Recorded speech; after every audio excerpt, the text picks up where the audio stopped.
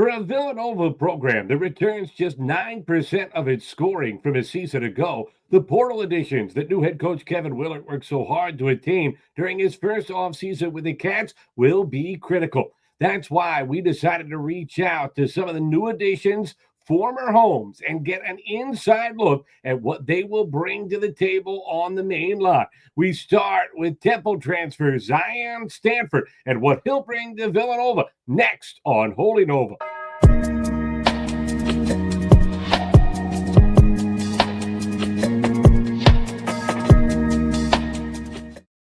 Hi, everybody. This is Holy Nova. I'm Janus. I'll be joined by David White a little bit later on. It is the new reality of college sports. The transfer portal is not going anywhere. Villanova will try to take advantage of it this offseason, adding a bunch of new pieces. Zion Stanford promises to be as important as anyone.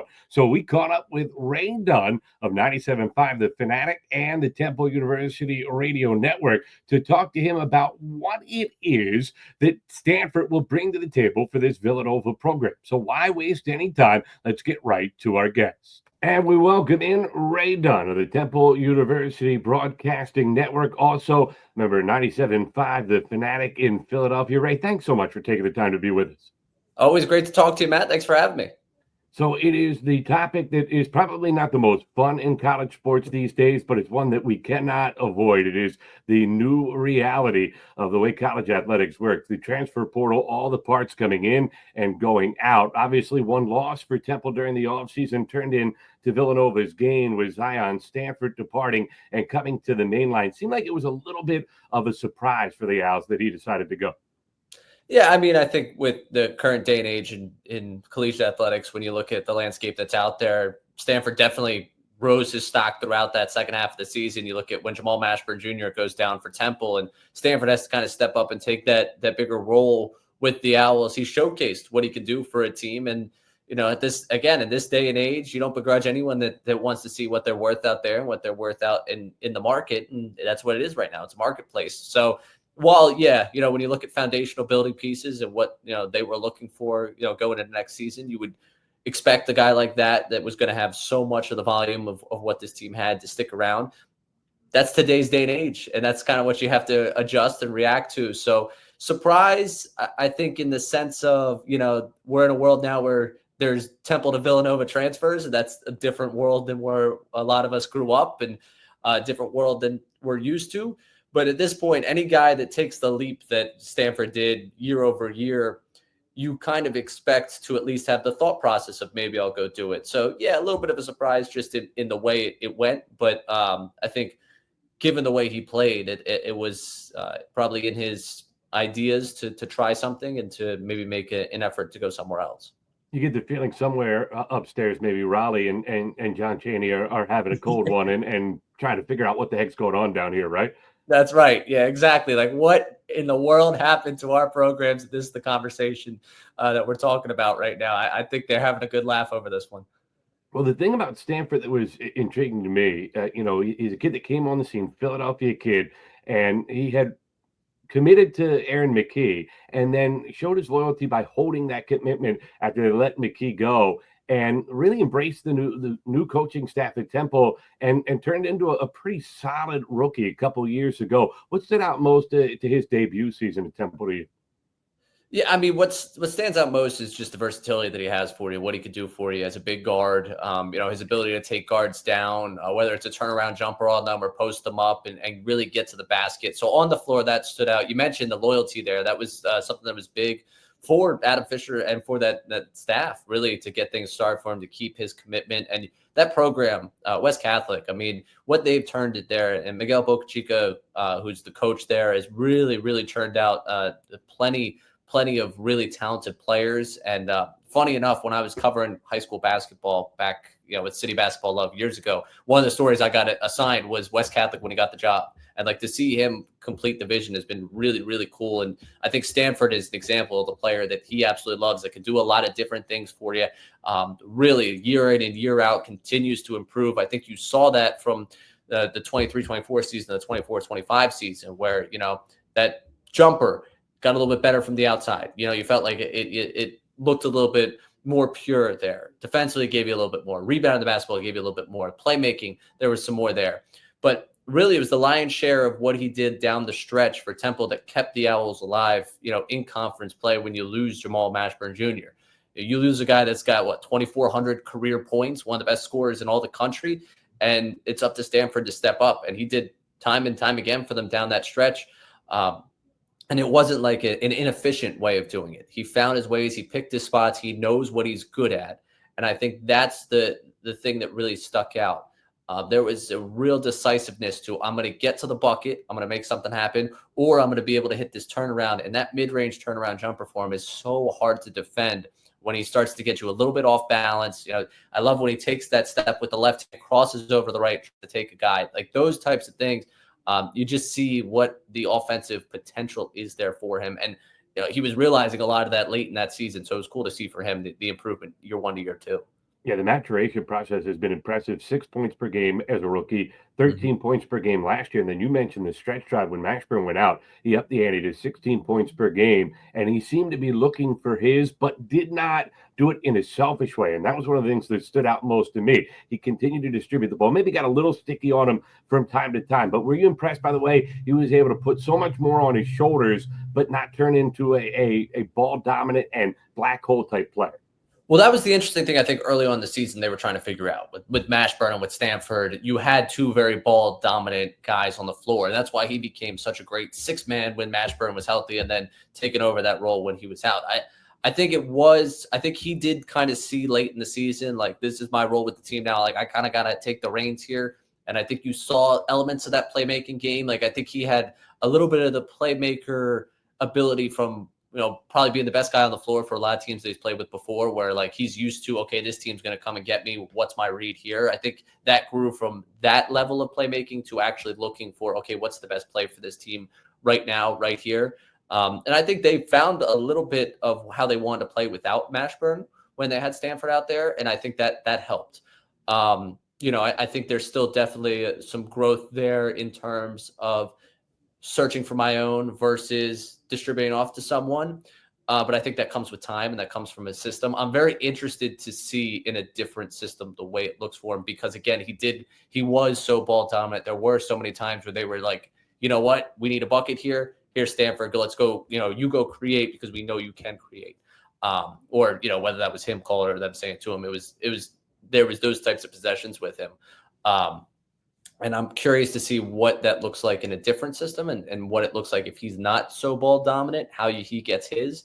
But again, when you have that type of ability, that's what they're going to ask of you. And I thought it was impressive to see him get to that stretch. And I think back to the buzzer beater against USF where, he just stays so much in the play where he's got the confidence to turn around, fire, it gets blocked. It's not about, oh man, let me grab that rebound and try it again.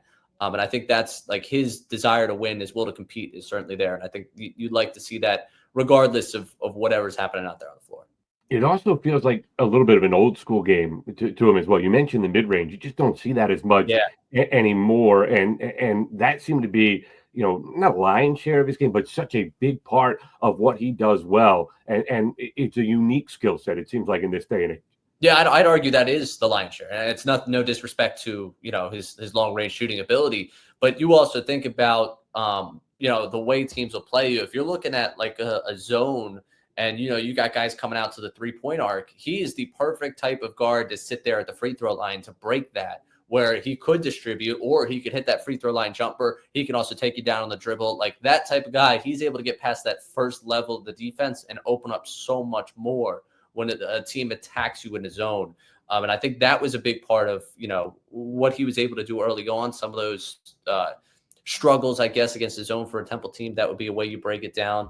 And another thing that he's just able to do for you is if he does get within that first line of defense, the collapse, again, I started to see really the ability of him to be a playmaker and distribute. And okay, they're coming, they're going to collapse this defense. Where is my shooter? For Temple, is Steve Settle out there on the wing? Who might I have here to fire it out to and can knock down a three for me? And I think that, again, was an element of his that started to come into its own. What, in your mind, are the pieces that need to be in place for him to be most effective? Is it those spot-up shooters that he can play off of? I think for him, a lot of it comes with just being able to figure out what it looks like for him when it's not him bringing the ball up consistently, and what it looks like when the ball's not in his hands. It wasn't like he was bringing it up consistently with Quante Barra and team, with some of the other point guard options they went through there, but Temple got to a point where they were very devoid of guards just because of various circumstances throughout the season, whether it be injury, guys being out, stuff like that.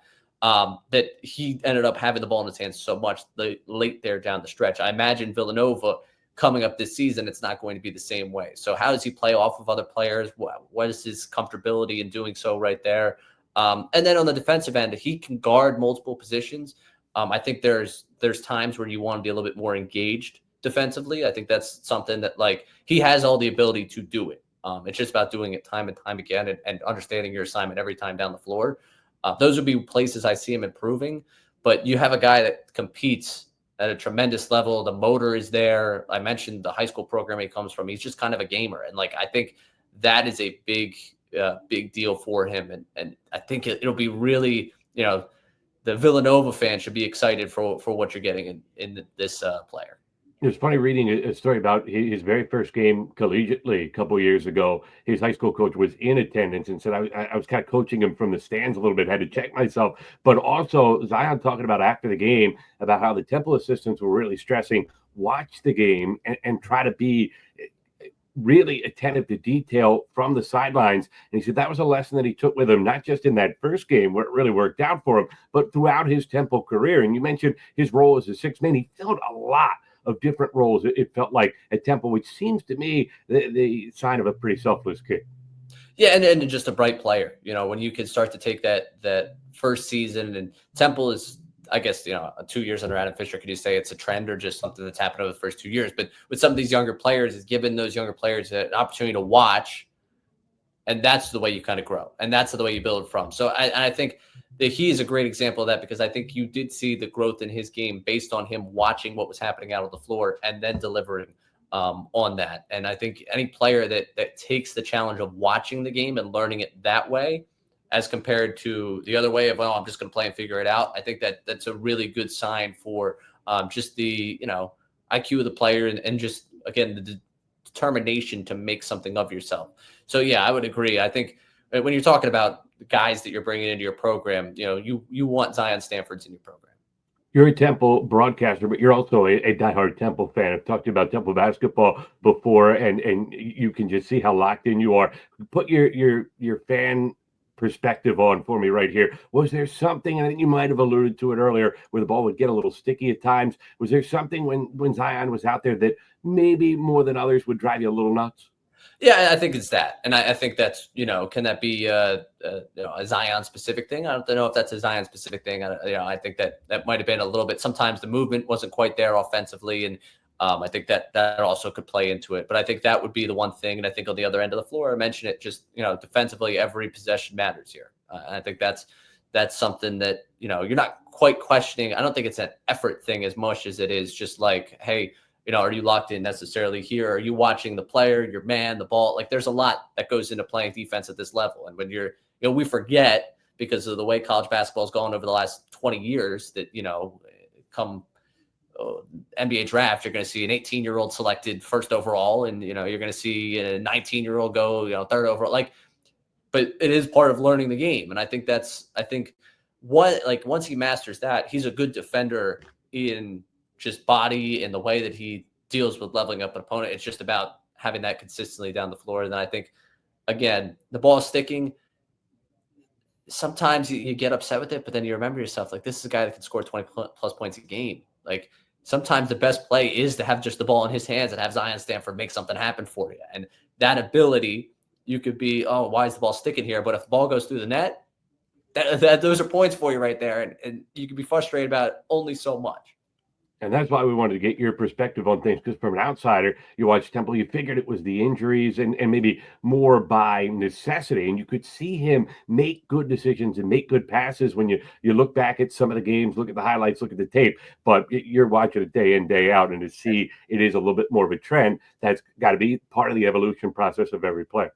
Yeah. And again, like you say, it might have been necessity, but there are players that get offered an opportunity and they don't make the most of it. He made the most of it. He was doing his best absolutely to carry that team down the stretch, and more power to him. Like, again, he had to stretch it down the end of that season where he ends up making himself a pretty marketable player to go out there and land, in the Big East and land with a program like Villanova. So, I think, to me, I could give you a little bit of the weaknesses, but I think you're talking about a really good player that, if you talk to the entire Temple fan base about Zion Stanford, I don't think you would find many people that would say they didn't want him on this program the following season. Like, I think that's just the impression he made. And it was cool to see a guy, at home, stay at home and make that impact over the first 2 years of Adam Fisher's system. With Ray Dunne, he works for the Temple University Radio Network. He also is one of the voices on 97.5, The Fanatic in Philadelphia. And two guys talking, one from a Villanova perspective, one from a Temple's perspective. If there is any common ground, it is both that the respective programs have taken so much of the blame over the years for what has gone on in the Big Five, scheduling-wise, and how the setup has gone. Everybody seems to have come together at this point. Drexel got let in a couple of years ago, so maybe it's a little bit of a math problem. That was always one of the jokes about Kyle Neptune when he finished sixth in the Big Five that Villanova fans love to make. But the new format, playing two standard games and then the showcase at the Wells Fargo Center, how have Temple fans seen that, and how do you think it is overall for a Big Five product? I mean, it's been, I'll say from Temple perspective, for the start of this, it's been a little bit difficult where, with all due respect to Sal and Drexel, you look at the pod play and you are only getting one game against either Villanova or St. Joe's, and you could get a pen game depending on how things shake out. But that means you're not guaranteed a game against Villanova or St. Joe's in the season. And I think that's like, with the pod switching up, that's obviously going to change. And that's something I think a lot of Temple fans are glad they addressed. And it's not that there isn't, historical rivalry with LaSalle. And, obviously Drexel being in the city, there's a back and forth there, but it's not exactly the matchup that a Villanova brings or the matchup that a St. Joe's brings. So I think from a Temple perspective, that early on is something that I think a lot of fans would want to see addressed and a lot of, people want to see built into. Now, on the other side of that, if you look at the 2 years ago, you have a Big Five championship game with, St. Joe's, and everything's on the line. You can't ask for much more than being at the Wells Fargo Center against St. Joe's and trying to compete for a championship. Last year, third place ends up being the Villanova Temple game. And, you get a chance to play in that arena against Villanova. There are obviously benefits to it. And if you can make your schedule good enough to play off of it. And I think they certainly went out a couple ACC games for Temple last season, going out. And if it's a, non-power conference, going out and get one of the best teams from that conference, Temple did its job in a number of different regards. Again, a lot of people complain because it's not a Cheney schedule. And, it's hard to build a Cheney schedule now because some of those powers don't want to play, an American Athletic Conference team because they see them as close enough in caliber. If you have an off night, you might lose that game. And what's the benefit for us playing that game if it's only going to hurt? There's two sides to this. But I think the early returns on it is the Big Five needed a little bit of a refresh. I love the idea of playing all four teams and, the round robin of it. But, and I think Villanova is going to go through this too with Willard. I don't think he's going to, want to play all those games, 4 games against city schools. You're going to want to play a Big Ten team in there. You're going to want to play a top tier ACC team. That's just the nature of it. So, early returns, it's always a work in progress. So that is just another work in progress for you. But it's good to see at least the Big Five still exists. I know anybody that cares about basketball in this area cares about that. It's part of our childhood. It's part of our DNA. And it's good to see at least they've come up with a plan to help it moving forward. Now, what the teams have to do is come up with a plan to help the success start to come moving forward. Because, you look at, of the 6 teams, 3 fired head coaches, including Villanova, 3 that brought their head coaches back, saw massive departures, including Temple. Things seem like they're a little bit of a mess right now, don't they? Yeah, you see, I'm getting emotional over it. I had a little bit of a coughing fit there, but I'm crying at the changes to the Big Five. But yeah, you're talking about it. Just the change and the change in the landscape, and it happened so fast. Seriously, oh my goodness, I'm crying over it. That time of year. Yeah, I've been under the weather for the last couple of days, so sorry about that. But yeah, the change to the landscape has really, really hurt, I think, just programs that went through a downturn or went through a little bit of a struggle that post-COVID. Like, I could walk you through like 3 or 4 steps Temple-wise that lead to just kind of the nature of where you're at right now. And you can look at Villanova as like, all right, as everything was changing, you had that stability of a J right there for so long, and that stability changes. And I think finding the way in this next wave of college basketball, like, I think St. Joe's is in a very interesting position where they're at in terms of what they can fundraise, what they can do without a football program, those types of things. Can they play their way into a bigger role in this college basketball? Can Villanova, obviously, I think everyone would say was in the best position being in the Big East, being what they can commit to men's basketball, and, where things go with the American and what you can get out of the American in terms of revenue share. Like, Temple finds itself in an interesting spot. I worry about some of the smaller schools and their way to compete, and what the Ivy will look like in this regard. So they're like, you are in a very interesting position. You want to see all this turn the right way for a lot of schools. I think Penn, with new leadership and that's a guy that knows what it takes to succeed. I think you can expect them to really, really, they're going to give their everything to find it. And I thought Donnie was a really good coach, but I think now getting McCaffrey in there is a massive, massive just infusion of what they might be able to do there.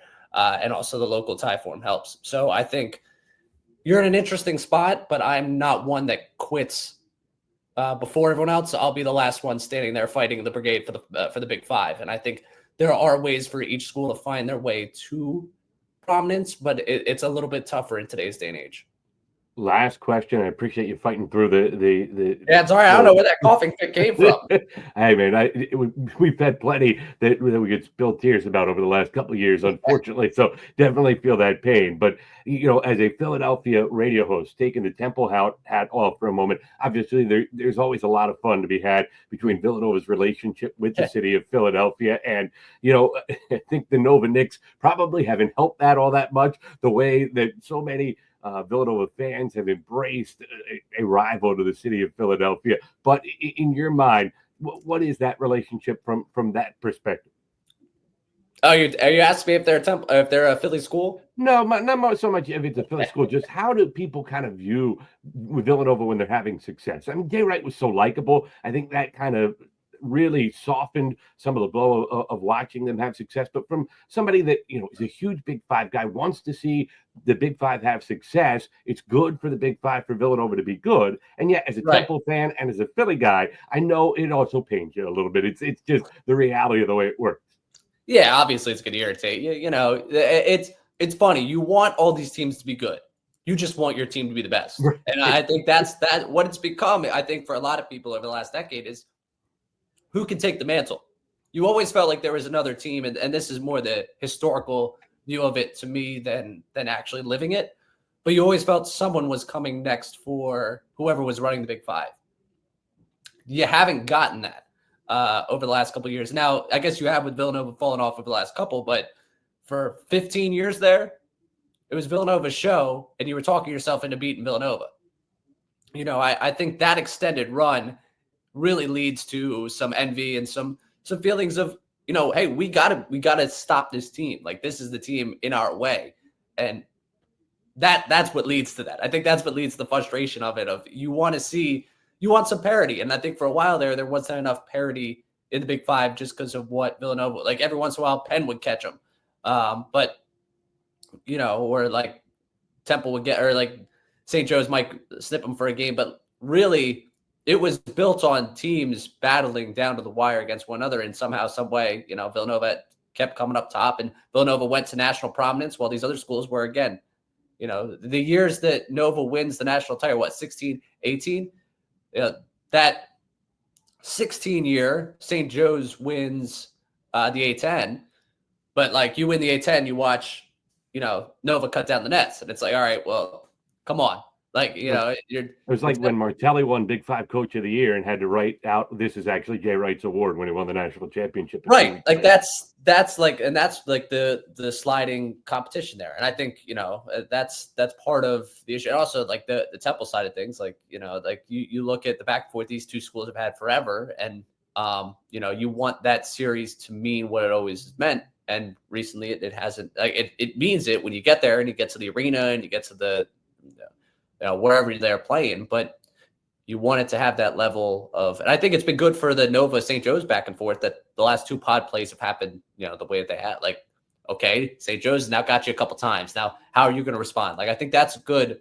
That I think the dynamic comes from wanting it to be competitive. You want your team to be the best every year, but when one team's playing the best, everyone else is sitting there like, yeah, all right, someone's got to get them. Like, and at some point, it becomes like someone has to get them.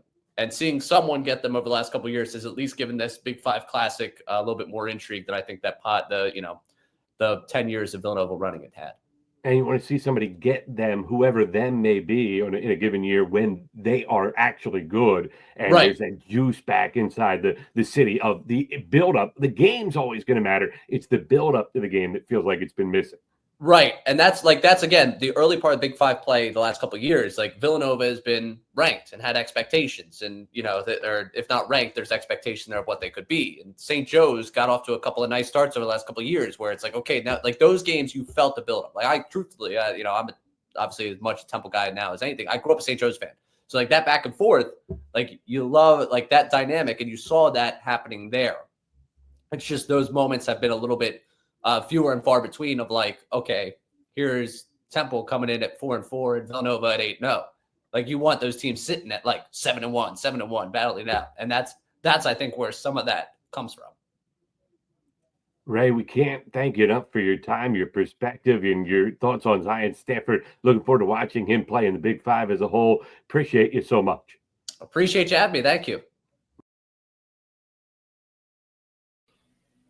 Good stuff from Ray Dunn. We appreciate his time from 97.5, The Fanatic, and the Temple University insider. David White joins us now, my co-host. And David, there's no doubt about Zion Stanford has talent. I think that's why he's here at Villanova. And one of the reasons why we wanted to do these shows, you can look at a guy's stats, you can look at a guy's film, but even looking at a film, you're not going to see him day in, day out and kind of get the more intuitive feel for what he brings to the table as a basketball player. And that's what we wanted to get Ray's perspective on. And I know there were a couple things that really stood out that you mentioned in terms of what Zion Stanford brings to the table that you saw on the film when you went through it. That mid-range game is such an important part of what he does and how that fits at Villanova and with Kevin Willard's system. Obviously, we don't know what he's going to run with the Wildcats, but that is a bit of a question mark. So I think positive, negative, he's a great ball handler. He can fit many positions along the wing. I think he, like I said, handles the ball well, so he'll fit into that high ball screen that Kevin Willard likes to run. So obviously, I mean, he was a good three-point shooter, virgin on 35%, but he only took 63 threes last year. As Ray said, he's a great mid-range guy. I think Willard focuses more on it's either a three or you're at the rim. So we'll see if he adapts the offense to get a couple more of those mid-range high post jumpers. I mean, obviously that typically comes when you're playing against a zone. I think Ray hit on that. But the American plays zone a little bit more than the Big East. Just looking through the order of finish last year in the Big East, St. John's played 25 possessions of zone. The whole year. The whole year. Creighton played 17. UConn played 13. It's not until you get to Marquette and Georgetown that you're looking at anything greater than 1% of their defensive possessions of zone. And it's not Jim Boeheim's Big East anymore, yeah. Right? And even if you look at what Richard Pitino ran at New Mexico, he ran 10 possessions of zone all year. So there aren't going to be a lot of wide open, we're going to flesh out the zone with a flash into the high post. But I mean, there's still plenty of plays to get through the high post with ball cuts and looking for the high low if there's a big man who can just really sit down there and post up. The thing about him that stands out in the positive, the athleticism, I know you've touched on that, but also the ability to play both multiple positions and do multiple things that can help you. And I think that's the thing that Villanova's going to have to take advantage of. Oh, yeah, for sure. And I think that he'll be able to. I love defensive stats, but I think he'll be able to switch and play a lot of different guys defensively, especially with his height. He's 6'6", so he could get down there in the post and he can probably scrap up a little bit with them. He can obviously guard out on the perimeter. But I think like this summer, he's going to really have to focus on his 3-point shot. He's going to have to probably take a few more in Willard's offense. Obviously, if he gets going from the mid-range and he starts feeling a little better, you take a couple steps out, and hopefully he's looking at a few more than 63 threes all season. I mean, he made 22 of them, so you'd like to see him shoot a few more if he's going to shoot 35%. That's the thing. When you saw the 35% number come out of the portal, you're like, that's pretty okay. We can work with that. And then you look at the actual volume, and obviously you love quality, but quantity matters too, because you gotta put the ball in the basket. Exactly. And I really want to see him. I mean, I know we'll touch on this with the other transfers that we'll talk about this season, but I'm a little skeptical of mid-major transfers just because you never know what you're going to get, especially with the physicality of the Big East. It's a more physical league. I think he'll be able to stick with the pace of play. The American, they're pretty similar to the Big East in pace. It's just when you get in those street fights in the Big East, what are you going to do? Are you going to fight back, or are you going to go sit on the bench beside Willard? And it's a deeper conference too. I mean, I think that's the difference. There aren't going to be, not that there's nights off in the American, but there are easier nights, and there's not a lot of those in the Big East. Even the bad teams put up one heck of a fight. Well, and to go back what Ray was saying, I do love the fact that over with the last 10 games of the season, after Mashburn goes down, he really came into his own. He started looking for his own shot more. I mean, part of that was just out of necessity when your top scorer goes down. But he really started searching for his shot. He started doing a couple more things. So hopefully that gave him confidence going into next year that, hey, I can do it too.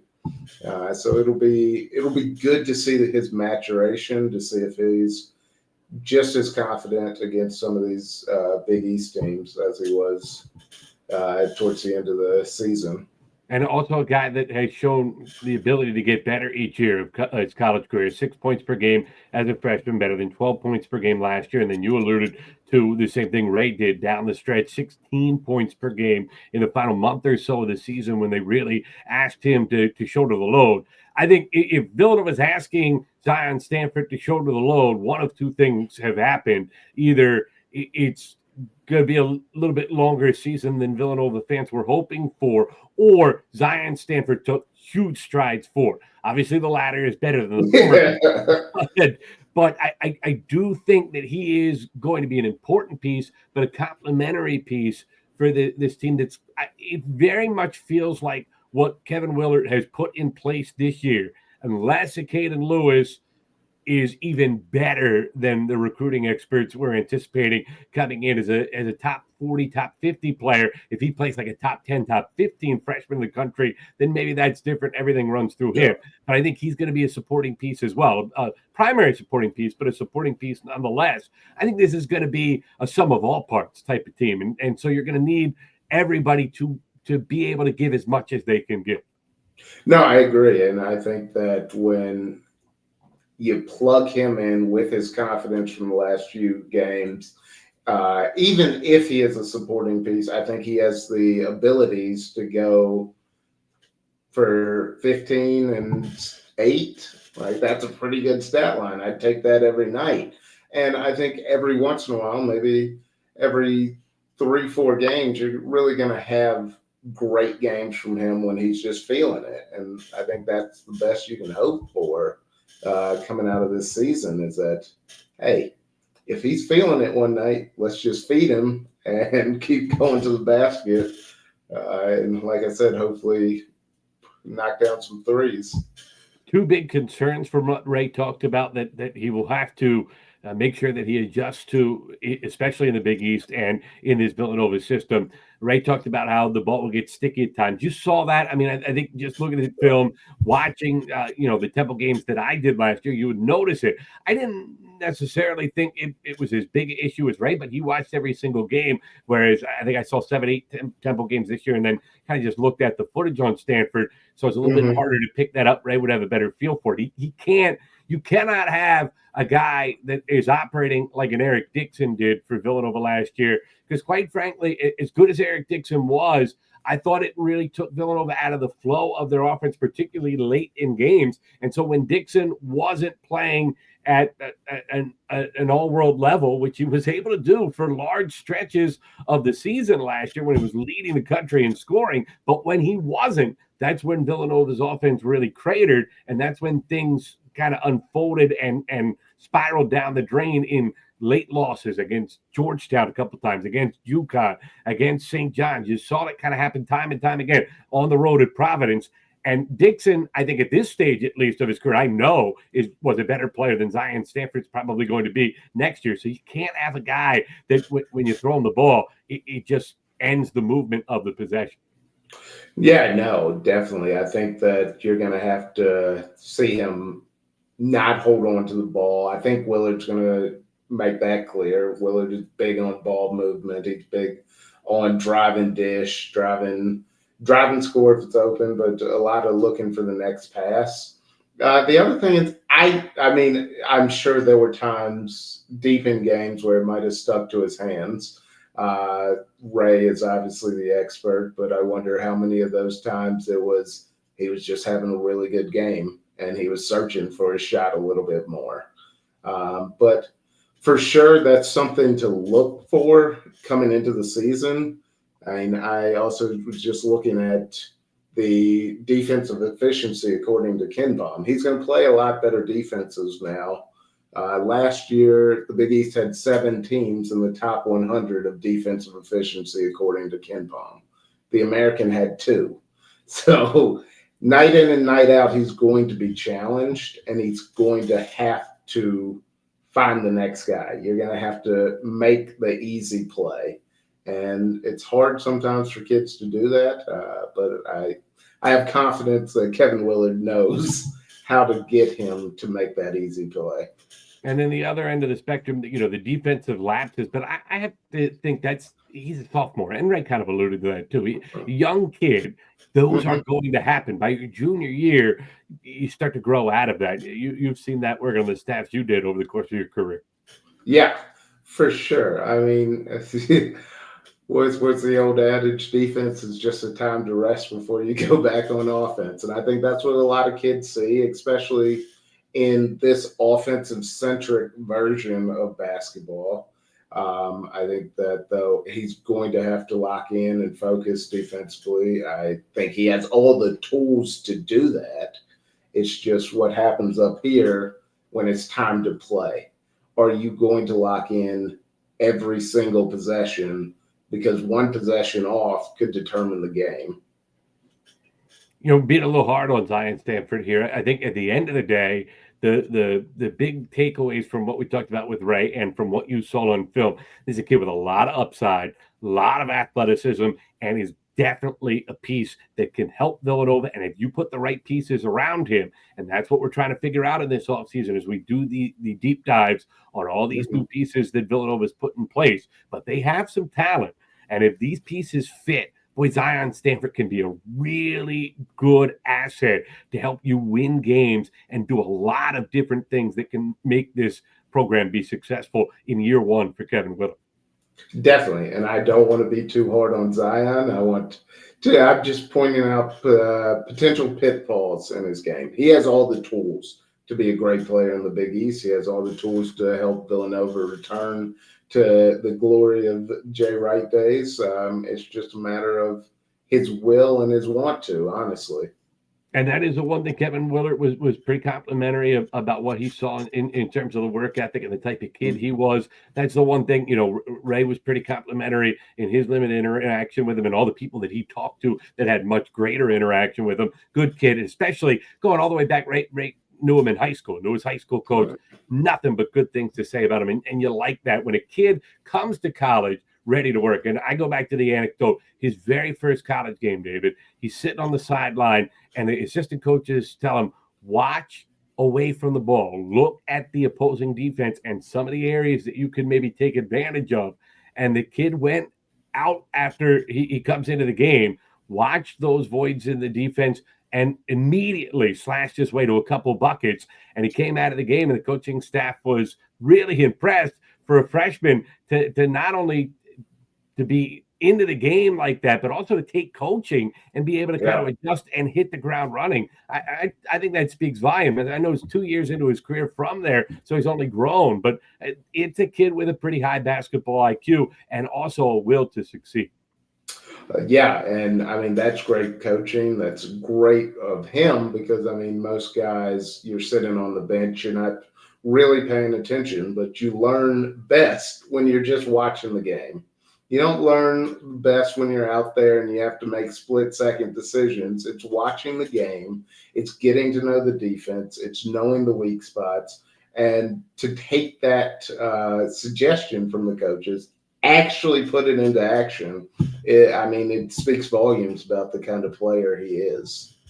And the other thing that I think that will be very important for Villanova fans to keep in mind, there's no guarantees anymore in college athletics, but here's a guy that is the epitome of what Kevin Willard was trying to build when he put together this transfer portal class. He has 2 years of eligibility. You'd have to assume he committed to Villanova for 2 years. Now, he's not bound to that commitment, but that was the plan, that he stays for 2 years. I think that's the way they set up the agreement for him financially, and that's a big deal because now he learns the system this year, and then next year, if he can progress like he did from freshman to sophomore year, from junior to senior year at Villanova, second year in his system, boy, that becomes a big thing to watch.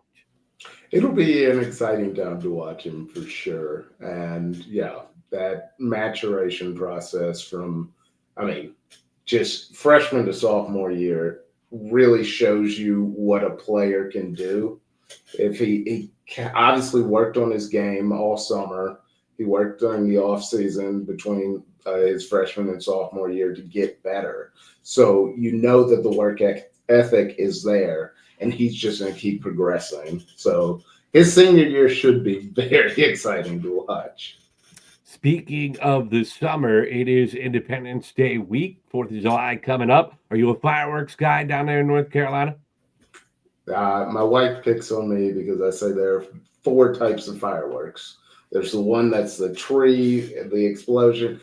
I'm the guy. The tree? What is the tree, David? The weeping willow that comes down. Okay. Yeah. So I'm the guy I've seen fireworks before. You've seen them once. You've seen all of them. I don't know how fireworks technology has not advanced in the last 200 years. All I know is I worked in minor league baseball for almost 15 years, and I saw a fireworks show every week of my life, 6 months a year. So I'm good on fireworks, and I give all the credit in the world to the people that want to go do their own fireworks show on 4th of July. Just don't burn my house down, and B, good luck that you don't blow your head off. Yeah, we want fingers off or whatever. All 5 fingers after Friday.